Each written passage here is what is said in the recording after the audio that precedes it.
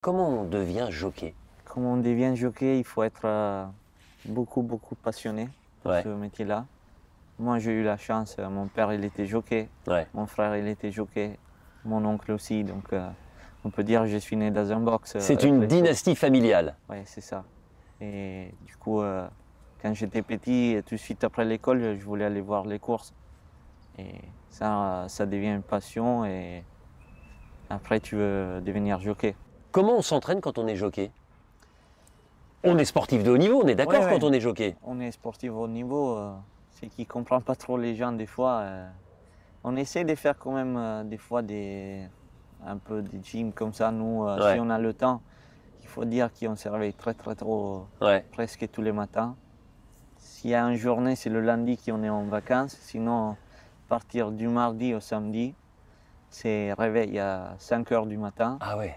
5h30 sortie de la maison, 6 heures sous les pistes et premier galop. Et après, on enclenche un derrière les autres des galops. Ce qui me fascine, Christiane, c'est que dans chaque course, tu montes plusieurs chevaux. Mm.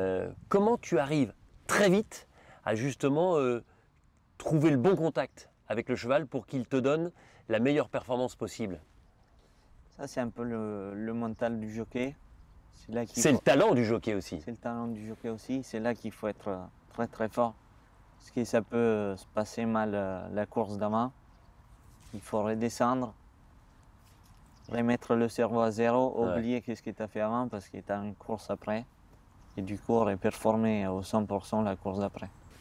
Pour quelqu'un comme moi, qui n'a jamais connu cette expérience, cette sensation d'être jockey, comment tu pourrais la décrire, la sensation quand tu es à plus de 60 km/h dans la ligne droite? On est dans notre boule, dans les bois déjà.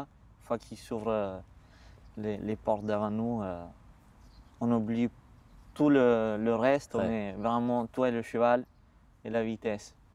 Tu as gagné 2 fois le Qatar Prix de l'Arc de Triomphe. Est-ce que 2024 pourrait être l'occasion de triompher une 3e fois? Ce serait pas mal. C'est pas évident parce que c'est une course très dure. Il faut trouver le bon cheval, la bonne forme, le bon jour. Du coup, c'est compliqué. Bah bon, L'avantage, c'est que tu sais comment gagner, puisque tu as déjà réussi cet exploit 2 fois. ouais. Non, ça c'est sûr. Ça aborde plus. On est plus motivé de gagner un autre qu'on a déjà gagné deux d'avance. Jockey, c'est pas une activité individuelle, hein, on est d'accord, parce qu'il y a toute une équipe autour.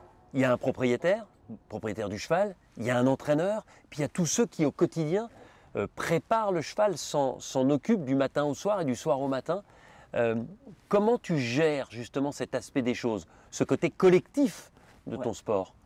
Moi, je remercie déjà en première l'équipe qui a derrière le matin. Après, c'est sûr que le propriétaire, il investit beaucoup d'argent. Ouais. Donc Christiane, j'ai bien retenu ce que tu m'as dit. Je vais pouvoir intégrer ton équipe. Je serai super discret, promis, pour le Qatar Prix de l'Arc de Triomphe.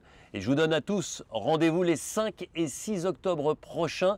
J'espère que vous serez là sur l'hippodrome de Longchamp pour ce que je considère et ce que tout le monde considère comme le championnat du monde.